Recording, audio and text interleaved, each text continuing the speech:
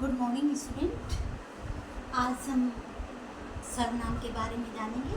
इससे पहले हमने संज्ञा के बारे में जाना था। संज्ञा किसे कहते हैं? क्या है संज्ञा की परिभाषा? किसी वस्तु, व्यक्ति या स्थान के नाम को संज्ञा कहते हैं। आज सर्वनाम का मतलब है सर्वनाम। जैसे नाम से ही ज्ञात है, सर्वनाम यानी सबका नाम,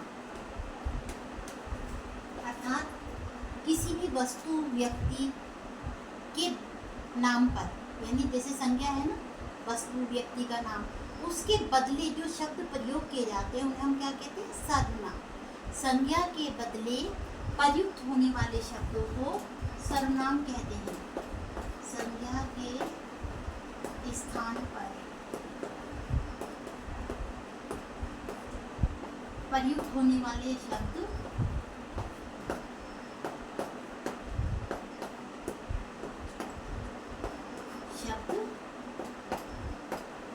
सर्वनाम कहलाते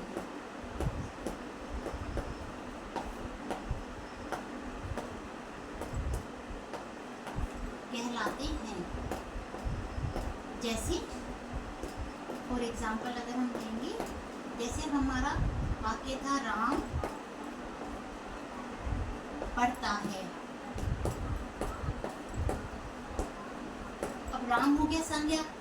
अब इसकी जगह अगर हम लिखते हैं वह पढ़ता है, तो वह हो गया सर्वनाम। तो ये हो गया सर्वनाम, यानी संज्ञा के बदले, इस संज्ञा के बदले जो प्रयुक्त होते हैं शब्द वो क्या कहते हैं? सर्वनाम। आया समझ में आपको? संज्ञा के बदले प्रयुक्त होने वाले शब्दों को हम क्या कहते हैं? संज्ञा के स्थान पर प्रयुक्त होने वाले शब्दों को हम कहते हैं सर्वनाम। अब सर्वनाम के 6 प्रकार होते हैं। सबसे पहले सर्वनाम की 6 भेद होते हैं। जैसे ये सर्वनाम है, अब इसके हम अगर भेद करें तो कितने होंगे? 6। नंबर 1 पुरुषवाचक। पुरुषवाचक। अब पुरुषवाचक में बच्चों हिंदी में 3 पुरुष होंगे। पहले उत्तम पुरुष, पुरुष को मैं शॉर्ट में लिखती हूँ, बना के 0 लगा दी मैंने, तो पुरुष। उत्तम पुरुष में क्या होता है? मैं, हम, मेरा, हमारा, ये सारे इसमें आ जाएंगे। और बच्चों फिर होता है मध्यम पुरुष। मध्यम पुरुष में क्या होता है? तुम, तुम या तुम्हारा आदि। और थर्ड होता है अन्य पुरुष। अन्य पुरुष में क्या होता है? वह, वे, उनका आदि। ठीक है। तो बच्चों, तो जैसे मैं वहां जाता हूँ, तो मैं क्या हो गया? पुरुषवाचक सर्वनाम। या तुम वहां जाते हो, तुमने खाना खा लिया, यह तुम्हारी पुस्तक है, तो ये सब क्या हो गया? सर्वनाम, पुरुषवाचक सर्वनाम। अगर वो पुरुषवाचक का सर्वनाम का भेद पूछता है तो तब आपको उत्तम पुरुष, मध्यम पुरुष, अन्य पुरुष लिखने की जरूरत है। अदरवाइज पुरुषवाचक सर्वनाम, और ज्यादा है तो खाली सर्वनाम भी लिखेंगे तो भी आपको मार्क्स मिलेगा। तो मध्यम पुरुष में हो गया तुम, तुम्हारा, तुम कहाँ जा रहे हो, तुम्हारा क्या नाम है, तुम क्या खाओगे, है ना। और अन्य पुरुष वह, मैं, अपना, उनका, है ना। तो ये हो गया वह मिठाई खाता है, मैं क्रिकेट खेलते हैं। तो ये सारे के सारे हो गए सर्वनाम। ये किसके अंदर आ गए? पुरुषवाचक सर्वनाम। अब दूसरा आ गया बच्चों, दूसरा भेद है इसका। पुरुषवाचक सर्वनाम तो एक हो गया। अब दूसरा भेद हमारा आ जाएगा पुरुषवाचक सर्वनाम के बाद निश्चयवाचक सर्वनाम। निश्चयवाचक सर्वनाम। निश्चय यानी जिस चीज के बारे में आपको पहले से पता है, वो है निश्चयवाचक सर्वनाम। निश्चयवाचक सर्वनाम में बच्चों क्या होगा कि ये निश्चय ही है, कि ये आपको पता है कि ये निश्चयवाचक सर्वनाम है। यह मेरी पुस्तक है, यह मेरी पुस्तक है, यानी यह पुस्तक, यह मेरी पुस्तक है, तो ये निश्चयवाचक है, ठीक है ना।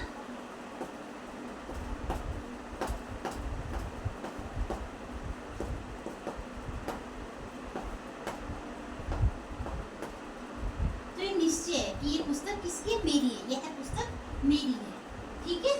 तो आप जैसे वह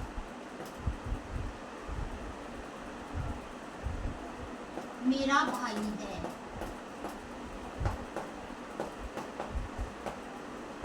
ठीक है।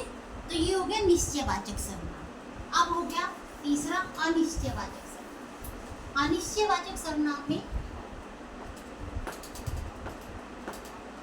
अनिश्चयवाचक सर्वनाम में होगा बच्चों कि जब किसी के बारे में हमें कुछ निश्चय ना हो कि क्या है, तो वो होगा अनिश्चयवाचक सर्वनाम। जैसे दूध में कुछ,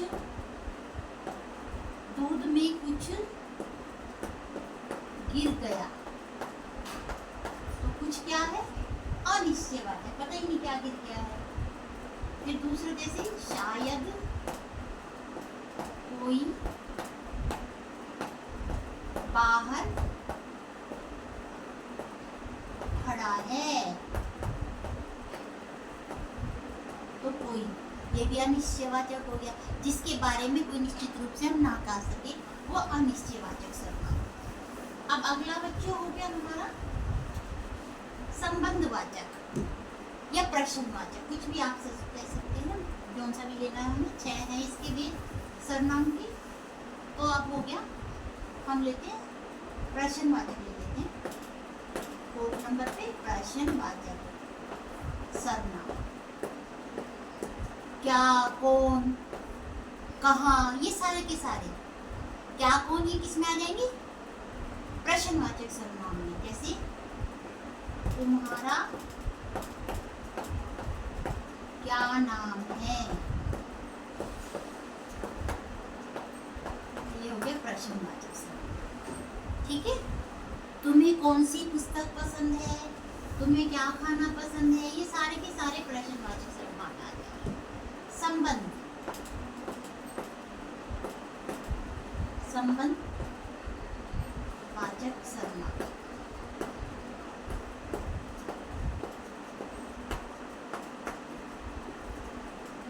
बच्चों संबंधवाचक सर्वनाम, आपको संबंध शब्द जान के, देख के कुछ लगता होगा कि संबंधवाचक सर्वनाम, इसकी सा के ऊपर अंक की मात्रा है, बा के ऊपर अंक की मात्रा है, दोनों के ऊपर मात्रा तो एक जैसी है, पर जो उच्चारण है वो अलग है।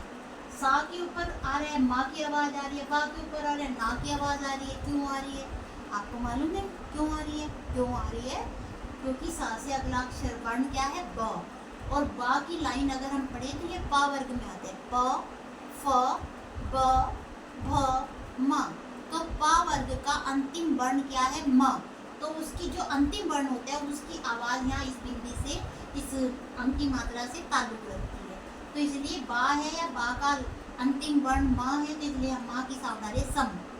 ऐसे ही धा है, धा से की लाइन अगर हम पढ़े तो त से तरबूज, त, थ, द, ध, न, तो न है उसकी अंतिम वर्ण, तो यहाँ ना की आवाज आ रही है। संबंध, संबंधवाचक सर्वनाम। संबंधवाचक सर्वनाम में क्या होता है, जहाँ कुछ संबंध बताया जाता है वस्तु या व्यक्ति के बारे में। जैसे वह लड़की नहीं आई जो अक्सर बात करती थी, वह लड़की नहीं आई जो अक्सर बात करती थी।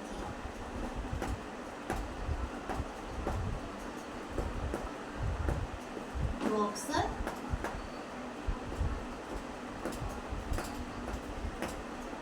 बात करती थी, तो क्या संबंध है, कौन सी लड़की है जो अक्सर बात करती थी।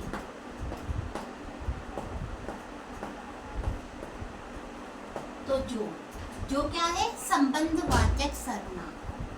अब अगला है बच्चों हमारा निजवाचक सर्वनाम। अगला क्या है, जो अंतिम है निजवाचक, निज यानी अपना, जो हमारा छठा नंबर है निजवाचक सर्वनाम। निज यानी अपने आप, स्वयं। तो मैं ये काम खुद कर लूंगा, जैसे मैं यह काम खुद कर लूंगा।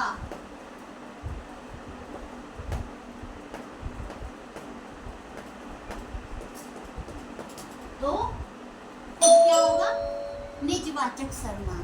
तो बच्चों ये आपका सर्वनाम था। जैसे सर्वनाम की कुछ महत्वपूर्ण बातें हैं, लिंग के अनुसार संज्ञा के रूप बदलते हैं, तो वैसे ही सर्वनाम के बदलते हैं। जैसे मुझको, मुझे, हमको, हमें, है ना, तुम्हारा, तुम्हारी, हमारा, हमारी, इस तरीके से भी परिवर्तन आते रहते हैं। तो ये था बच्चों 6 प्रकार के सर्वनाम, जो इस प्रकार से हैं। 6 प्रकार के सर्वनाम हम लिखेंगे यहाँ पर, रिपीट भी हो जाएगा आपके लिए। पहला पुरुषवाचक सर्वनाम,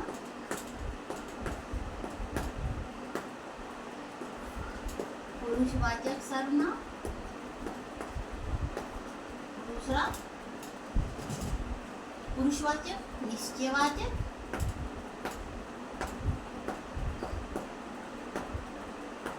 सर्वनाम। तीसरा अनिश्चयवाचक सर्वनाम।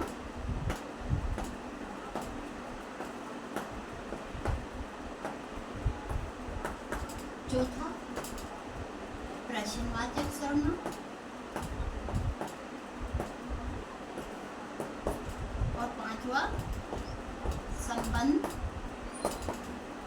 वाचक सर्वनाम।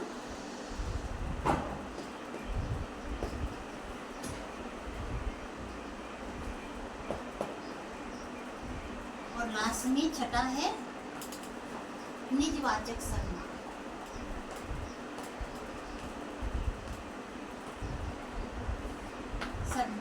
तो उम्मीद करती हूँ बच्चों ये आपको समझ में आए होंगे। Thank you so much.